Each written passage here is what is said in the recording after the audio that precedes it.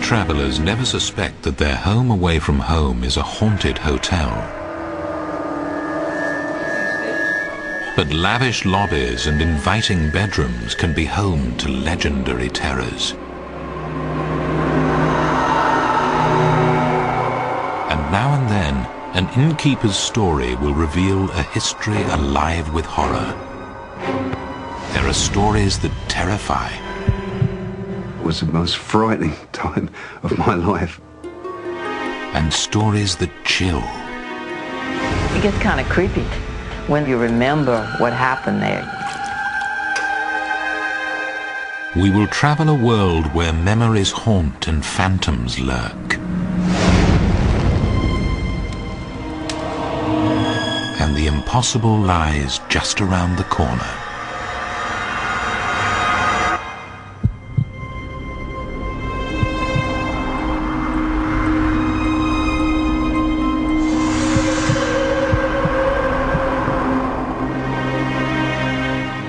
The adventure of travel takes on an extra thrill when there is a chance your hotel is home to a spirit from beyond.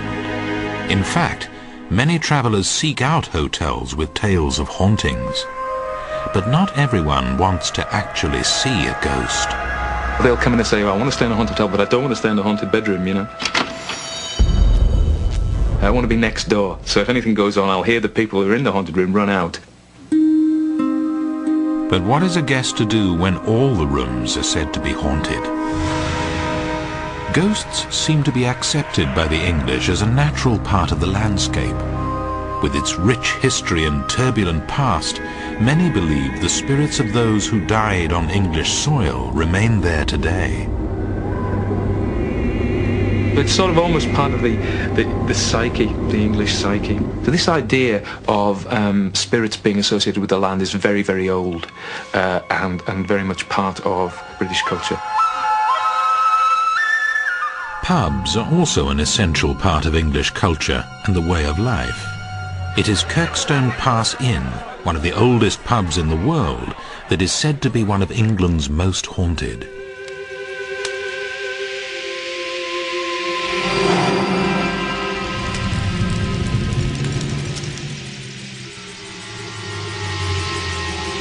This place is full of spirits. But one of the spookiest ones is a slithery, cold thing.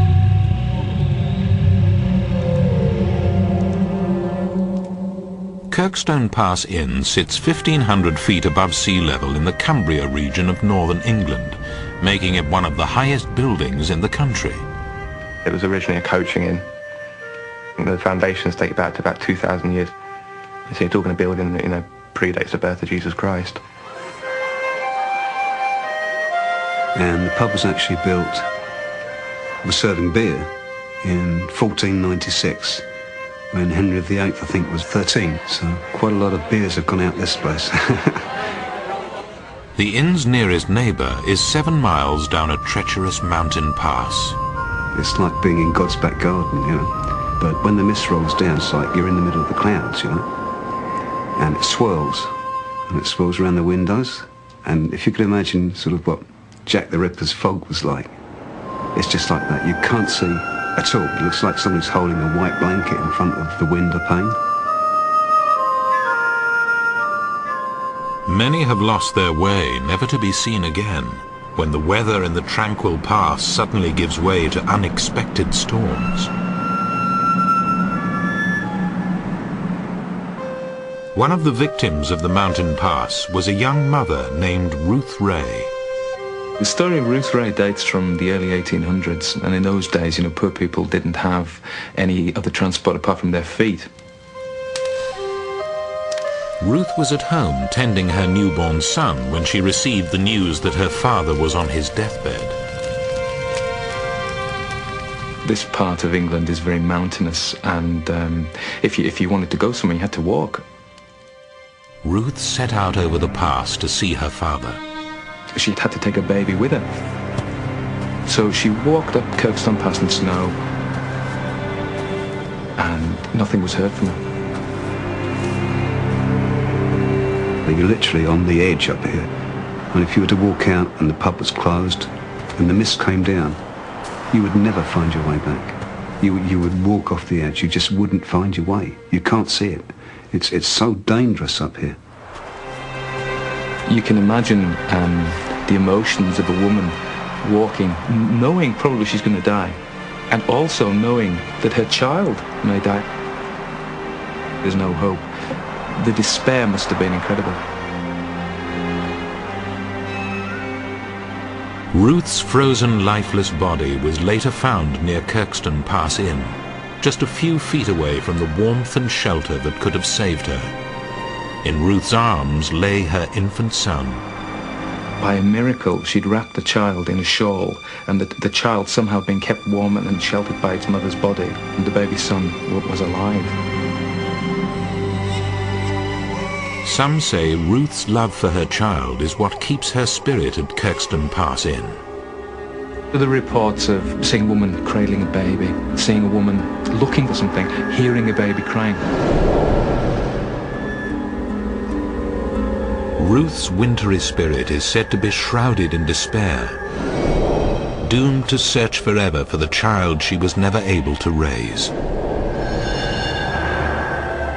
The very stones of the old inn seem to be etched with misery of the wretched souls who left this life too soon.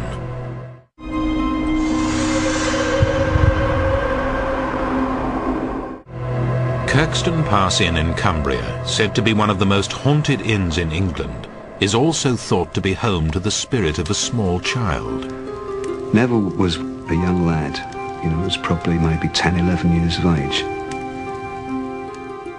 Kirkstone Pass Inn was one of the first coaching inns along the busy trade route to Scotland, and long ago, Nettle was the son of the inn's carriage master.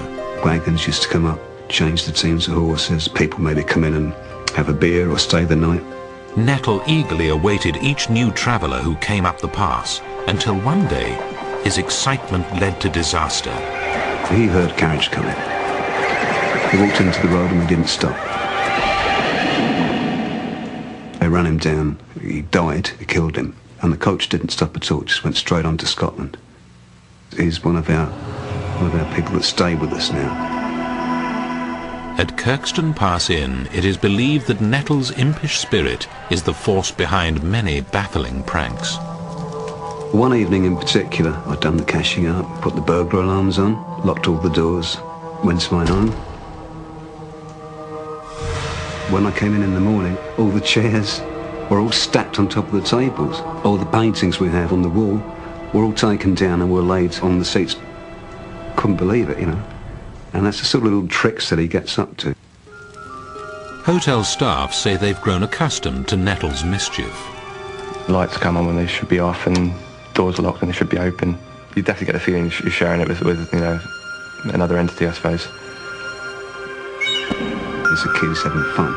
It's as if you can hear him laughing at you, He's like your naughty grandkid or your naughty son, but not malicious.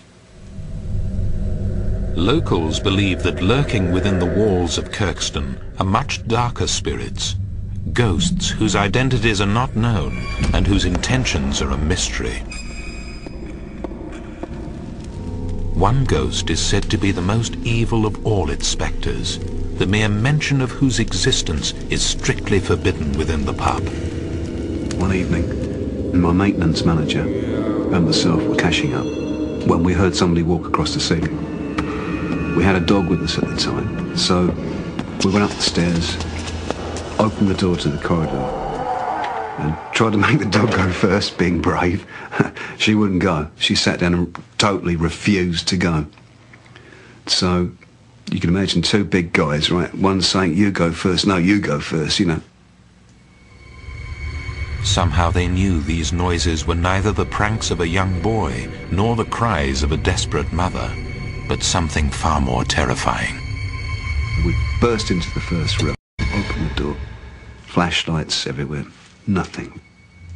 So we went to the second room, hearts bumping, nothing. So now we know that whatever is in the last room, because there's no other way out of the pub. This is the final room. We took a big deep breath and burst into the room. I saw something black flash across the side of the wall, and it kind of like dissolved through the wall. It was something evil. It made you scared. That was the most frightening time of my life. Staff of the Kirkstone Pass Inn say the many spirits, both good and evil, will always make their presence known. At times we've looked out and you see people along the road.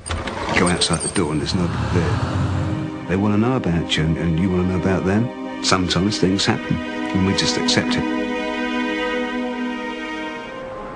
But personal experiences have left some locals with a healthy respect for the existence of the supernatural visitors. The local taxi drivers won't come in the pub. If you order a taxi, they'll wait outside. They will not come in. And then one of the guys is about 6'2", and he weighs over 200 pounds. He's a massive man, you know. And one day he had an experience and he will never set foot in the pub again. The taxi driver would never tell anyone what had happened, but the event left its mark. He wouldn't set foot in the pub if you offered him 100 quid, you know, he wouldn't come in. Just behind Kirkstone Pass Inn grows an ancient hanging tree where countless criminals once gasped their lives out. It is said that silent souls still roam the site of their untimely deaths. We have a tree in the back garden where people used to be hung, and because you weren't allowed to be buried in consecrated ground, they just used to throw them over the fells, you know. So you could be walking along maybe one day and find a skull or something.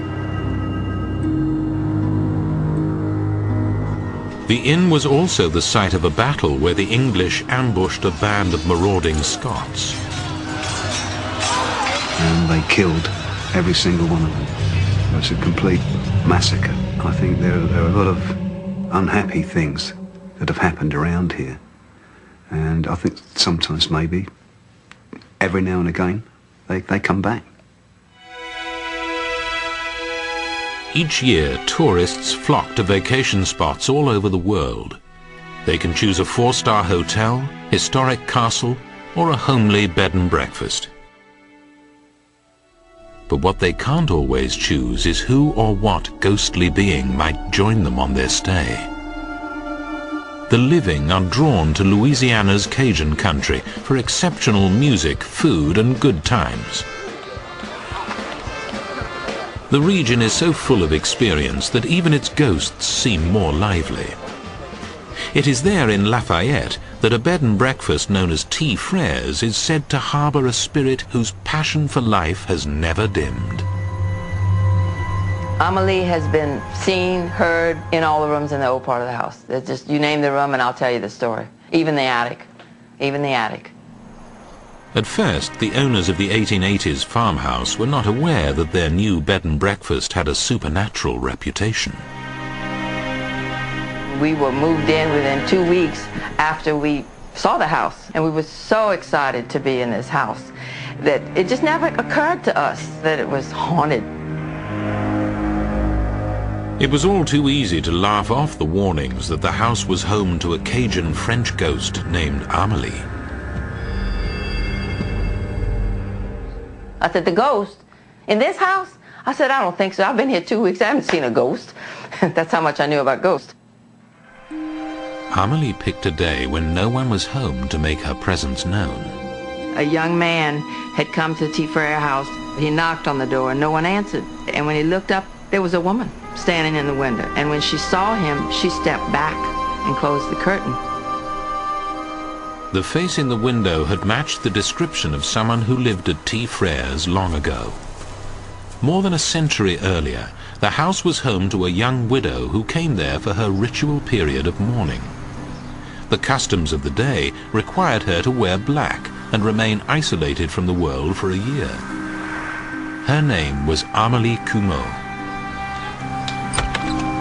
After her young husband died, she came here to T. Frere's house for her year of mourning, which was very traditional 100 years ago. In those days, all widows had strict codes of conduct. The only place she went was upstairs on the balcony for fresh air and sunshine, because they didn't circulate in public for a year after, a death like that. It's called a widow's walk, very appropriate for Amelie, I guess. Amelie had lost her husband, but not her Cajun spirit, and before long she rebelled against her confinement. Amelie could be seen cavorting around, taking her bonnet off and letting her hair fly, which was a no-no in those days 100 years ago. Amelie was Cajun to the max. She was canaille, a wild little rebellious spirit, you could call it. She did things out of the ordinary. Amelie never remarried and lived alone at T. Frere's until, at the age of 32, she was stricken with fever. The ghost of Amelie is still here because of the tragic circumstances of her death. All alone, with no one to call a doctor, Amelie's fever grew dangerous. And finally, half delirious, she went in search of water. It was a deadly decision. She walked from the house, through the garden, to the well. She had a fever, and it was at night. And no one knows whether she jumped or fell, but she drowned in the well in the backyard. I'd like to believe she fell. Yeah. The dawn found T. Frere's house dark and silent. It was a tragic death. The church ruled it a suicide and didn't bury her in hollow ground. It is a bad thing, you know. It means your body's not blessed. Can it be that Amelie's wild spirit refuses to accept the judgment passed on her? And not to be buried in hollow ground is very upsetting. Therefore, she's a restless spirit. I think that Amelie was determined to make us believers, because shortly after we moved in, things began to happen. She threw bread around the kitchen, and when things go flying in the house and you don't see anyone doing the throwing, you know, it's certainly suspect of a spirit. Amelie is quick to make it known when she is displeased, and the thing that displeases her the most is change. Anytime you change things in the house, Amelie doesn't like it. One day, the former owner of T. Frere's decided to reorganize the kitchen, but as soon as she left the room, she heard a noise that chilled her to the bone.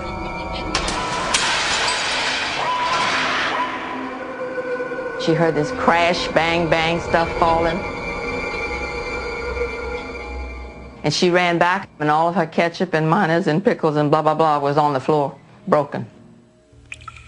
Although prone to mischief, one day Amelie revealed a streak of compassion toward T. Frere's former owner. She was upstairs in her bedroom, very ill with the flu. And she says someone covered her with a blanket, and now we have to believe it was Amelie. She was sick herself that way, and probably could identify with fever and illness. Don't you think? Good ghost. Good ghost. But when new owners took over the bed and breakfast and began to rearrange the kitchen, once again T. Frere's became a battleground. Evidently, she didn't like the way I had changed the decorations in the kitchen. About 2 days later, we hear this god-awful noise like someone was back there doing swish, bang, bang, bang, bang, swish, bang, bang, bang. Scared us to death. Finally, the noise stopped. We tiptoed back there like we were going to wake up somebody after all this noise. And we looked, and we looked, and we looked. Chad, there was nothing out of place. Not a thing. And I still don't understand that. Surprisingly, the guests at T. Frere's don't mind sharing their rooms with a ghost. My guests love her. When it makes for good table conversation at breakfast. Everybody's got their little stories, you know. I had a doctor come and looking for her. During the night, someone kept pulling his toes, and he finally figured out it had to be her. Some of them, it takes only one night to make a believer out of them. It depends. Can it be that Amelie longs to return to the world of the living? Amelie is typical of the Cajun character. Canaille, mischievous, a lot of fun, making jokes, having a good time. You know, she's just typical Cajun character to me. Laissez le bon temps rouler. Let the good times roll. The corridors of Tea Freres will sometimes remain peaceful for weeks at a time, but Amelie never stays away for too long. Sometimes I think she's gone, and then something else happens. It's crazy. It's just crazy. Some of the strange occurrences at Tea Freres seem to indicate that Amelie wants to lend a helping hand to those living in her home.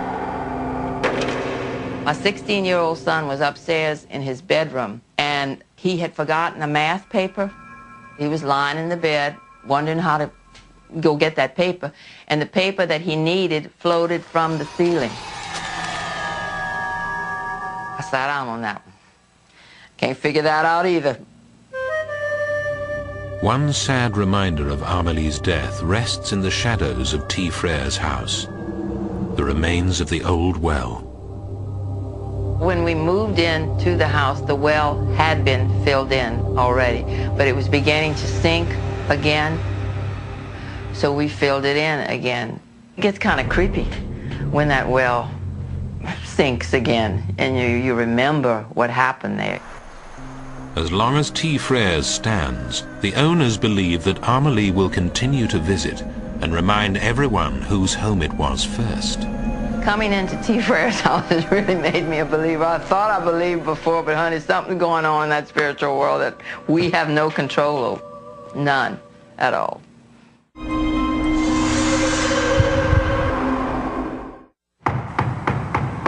A knock at the door late at night might be room service. But if your hotel room is said to be haunted, think twice before letting anyone in. With its sunny streets lined with restaurants and shops, the Gaslamp district of San Diego looks like the ideal place to spend a vacation. But this well-kept area has a sordid past, and some say the ghosts from that time still call the Gaslamp district and the Horton Grand Hotel home. It was pretty much uncivilized Western-type gunslinging area. Although the Horton Grand was constructed in 1988, each brick of the hotel holds over a century of history. Assembled almost entirely out of the remains of two demolished 19th century hotels, today's Horton Grand stands in the heart of San Diego's former red light district. The Horton Grand is pretty much right in the middle of the original Gaslamp quarter. Wyatt Earp owned property here and had gambling halls. In the early days, it was lined with saloons and bordellos. One of the area's most crooked characters is said to have taken up permanent residency at the Horton Grand, a century after his murder.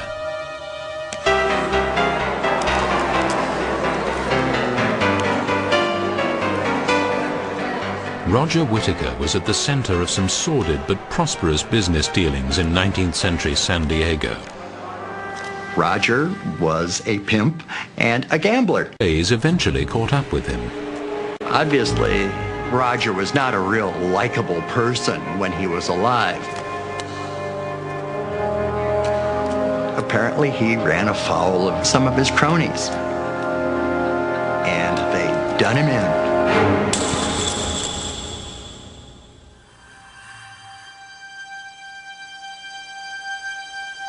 Today, Roger is said to haunt room 309 and lives much as he did over 100 years ago. I've had people call down to the front desk and tell me that they had left their room and their change was on the fireplace and it had all been stacked up neatly like so many poker chips. However, not all of Roger's hauntings have to do with his favorite pastime. The armoire doors in 309 have been noticed to open. The beds shake. And sometimes all Roger seems to want is his privacy. On more than one occasion, the room when it is unoccupied has been known to be deadbolted from the inside. Now, that one we cannot explain. The staff at the Horton Grand Hotel know that their guests do believe in Roger. The evidence can be found right in his room. Every room in the hotel has a journal, and the people like the journals very much. They put in their comments, and they treat them like little diaries. Many of the journal entries speak of strange things that have happened in room 309 and alert future guests that even when the room seems empty, they might not have it all to themselves. In fact, Roger appears in just about every journal in the hotel. I don't know whether Roger is making visits to other rooms or whether people just like to think he's around. I think he's become a bit of a mascot. Those who know the Horton Grand best feel that Roger's mischief is no cause for alarm. I think his scoundrel days were when he was actually walking around. I think he's more of a trickster now. Again, a lot of walking, the bed shaking, leaving decks of cards and change piled up.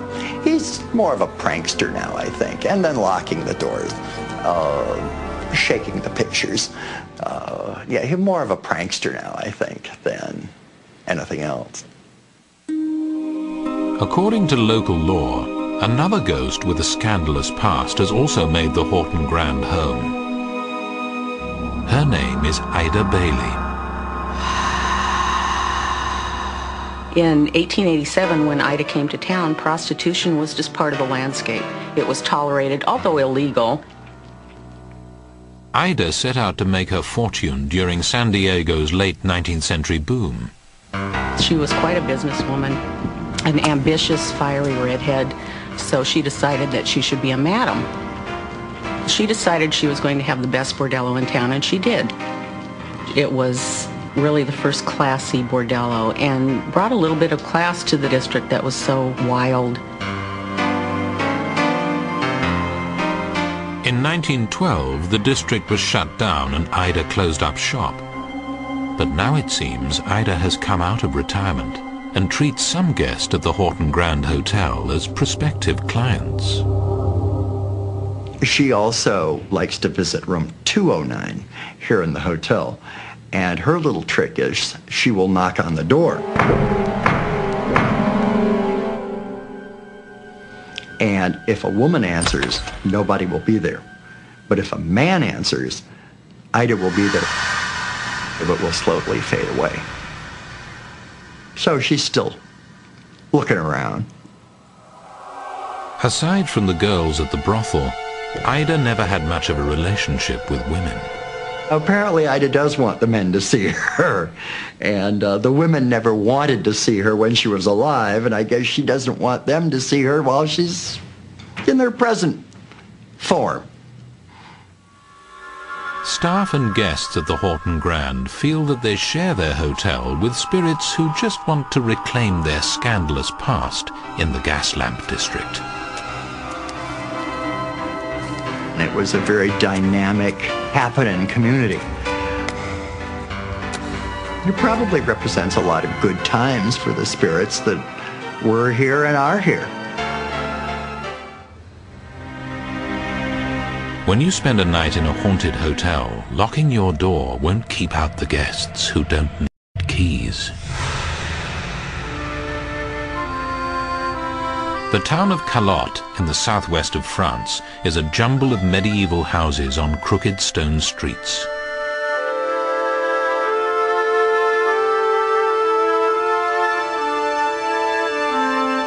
Looming nearby is the 13th century Château de Puy-Martin.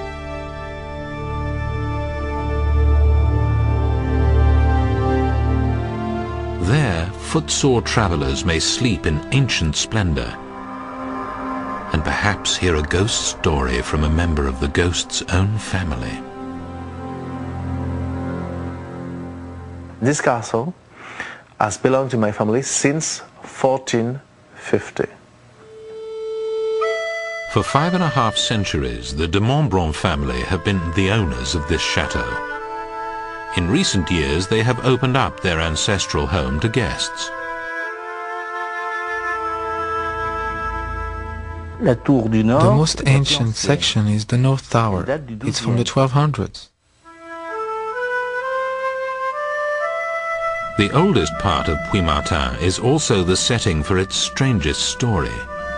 It all began with the de Montbron's ancestor, the lady of the chateau, Thérèse de Saint-Clair. The lady lived in the 17th century. She was very beautiful, and her husband was very, very jealous. Thérèse's husband, the Lord of Puy-Martin, was at the forefront of Catholic forces fighting the Protestants during France's religious wars. He fought against Protestant, but he was very often out of his castle.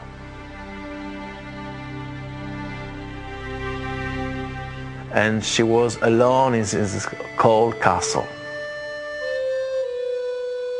While her Catholic husband fought the Protestants, Thérèse waited, and before long she found a companion in her loneliness. He was a Protestant knight. She met a young knight, un jeune chevalier, and it's a love story. But their love was not meant to be. One day, her husband returned without warning, and he found her in the arms of a lover. He came back and he surprised his wife with the young knight. And it was terrible. And above all, the young knight was Protestant. He found in his castle a Protestant with his wife. Ah, terrible. In his fury, the husband killed the knight, then dragged his wife up the stone steps of the North Tower. He was a wicked, jealous man, and his wife had dishonored his name, the name of his ancestors. Mad with rage, he locked her up in a small room at the top of the North Tower.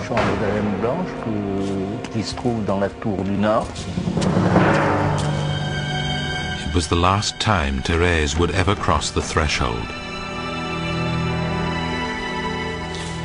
Slow months went by, but her husband never relented. And 15 years after she entered the room, she died, still a captive.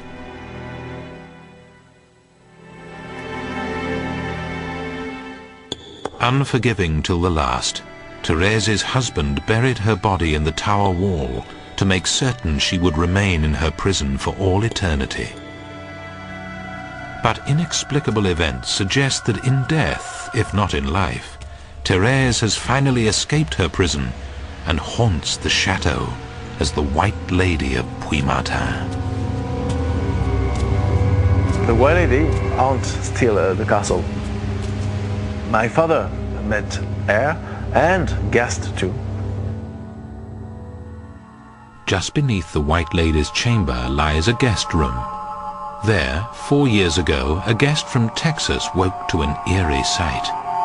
The Texan saw the White Lady in the room, in the guest room. He saw just a face on a curtain. And he was very, very upset. When he told his hosts the story, they were not surprised. Most of the time, the White Lady appeared to the man. And it's funny because the guest, Texan, who saw the White Lady was Protestant.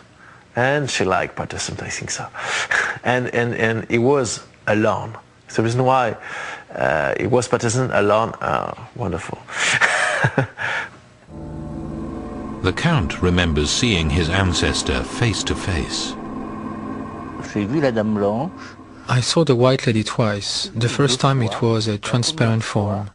A very beautiful lady, on the staircase in front of the room she lived in for so long. And that lasted less than 5 seconds, but it seemed like a long time. The second time I saw her, it was by her room. Those who have seen the White Lady say that after each taste of freedom, she always returns to her room of suffering. Today, the Count wonders if he has seen his sad ancestor for the last time. She shows herself mostly to young men. Therefore, I may never have the chance to see her again. And one member of the de Montbron family is still waiting to meet her. My father saw the White Lady, but me, I never saw the White Lady. I'm sad.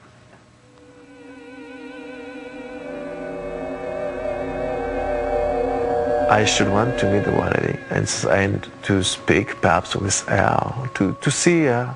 It's my wish, really. Puy-Martin's greatest mystery remains entombed forever within the walls of the Old North Tower.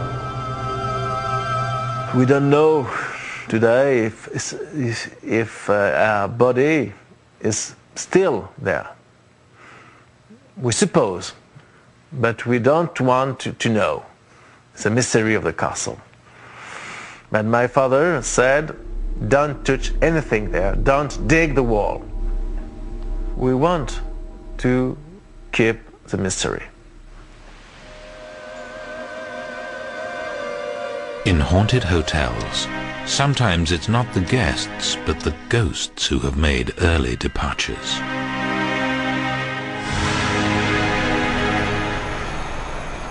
Along the bayous of Louisiana, soft breezes sway the Spanish moss. The setting seems too serene for the violence that once shattered the peace at the plantation home at Chrétien Point. 2 hours west of New Orleans, Chrétien Point's 1831 plantation house is so evocative of the Old South that even Hollywood once looked to it for inspiration. There was a photographer, and he came out here and he took pictures of Chrétien Point, the stairway particularly. The photographer had heard of the plantation's dark story, for the stairway was the point of a violent killing long ago. There was going to be a killing on the stairway in the movie, so he took pictures of the arched windows in the stairway, and indeed Hollywood copied the stairway from Chrétien Point for Tara's in the movie Gone with the Wind. This Louisiana version of Tara once was home to its very own Scarlet. Very much like in the movie Gone with the Wind, there was also a young woman, and she was a very independent soul. Her name was Félicité Chrétien. She was the first liberated woman of Louisiana. She rode her horse astride like a man, and she smoked cigars and she gambled. Félicité's husband had died young, leaving his wife to cope alone. And that meant Félicité had to take over running of the plantation, and she did quite well. She was quite a good businesswoman. But running the farm was far from the only business at Chrétien Point. For years, the plantation had been financed in part by dealings with pirates. They accumulated a lot of goods, and they would buy and sell here at what is now known as Chrétien Point. All of the stolen goods were sold here. She did what she had to do to survive.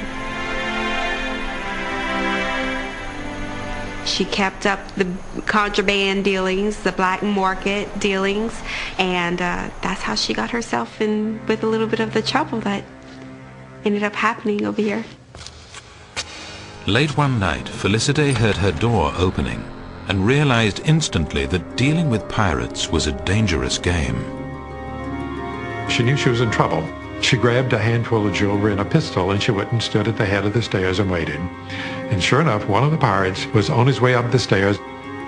She just waited for that perfect moment. In the darkened staircase, Félicité needed to make her one bullet count. She shook her jewelry in front of her and said, "Don't come any further." And Félicité really was saying, "Come a little bit closer, I can't see you well enough yet."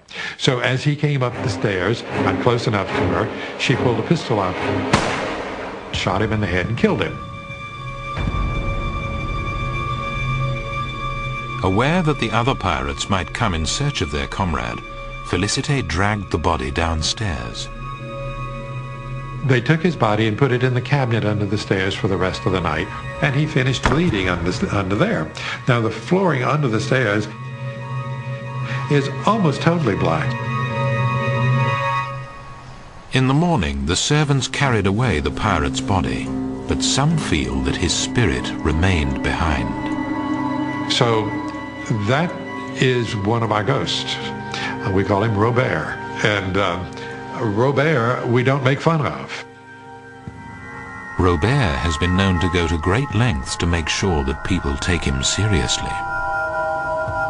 My first cousin came to dinner, and I was telling him about the ghosts, and he says, "You're crazy to believe in things like that." Pounded on the table. He said, "There's no such things as a ghost, and you know it." And the French doors of the dining room that were latched, they opened up all by themselves.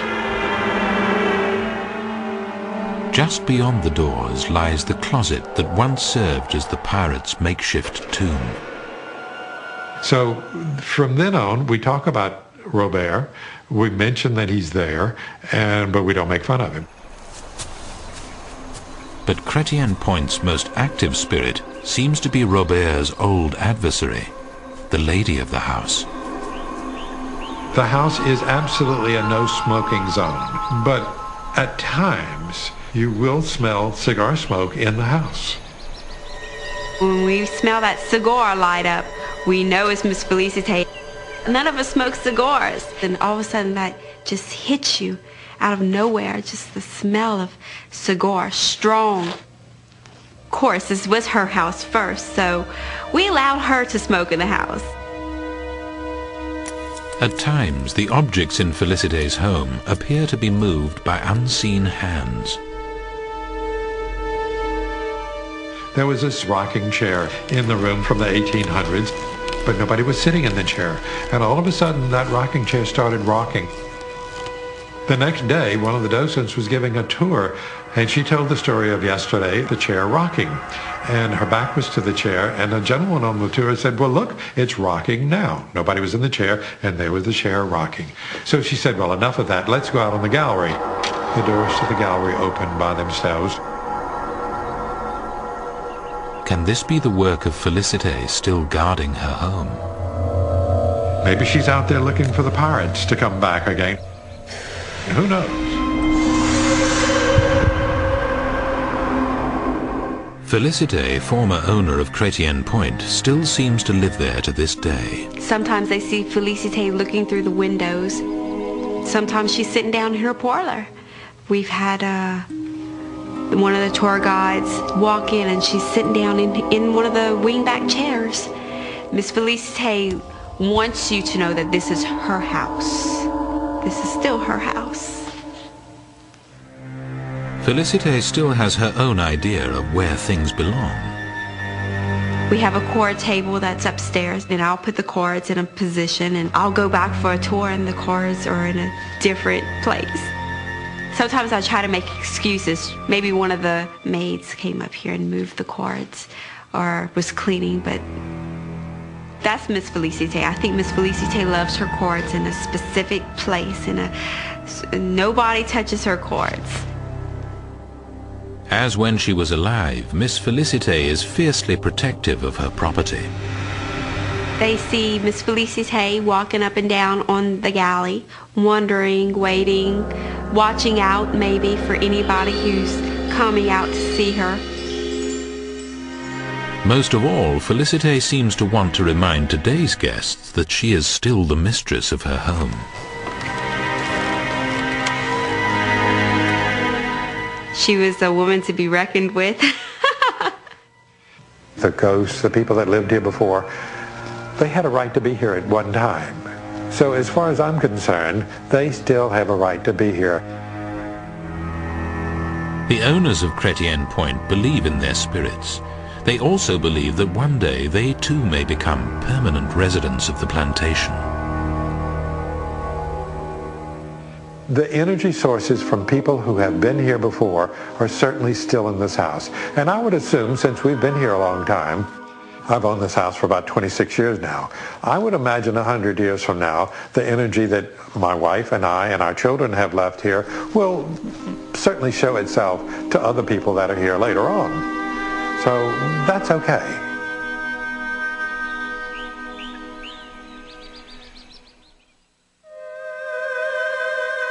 Haunted hotels are filled with the poignant tales of souls that cannot seem to rest in peace.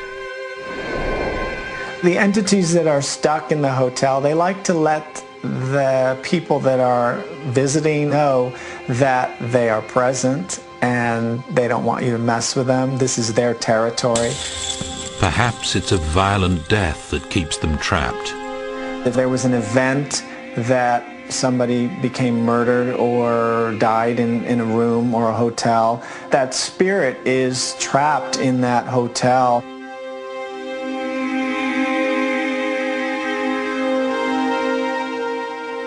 Or perhaps it's simply home.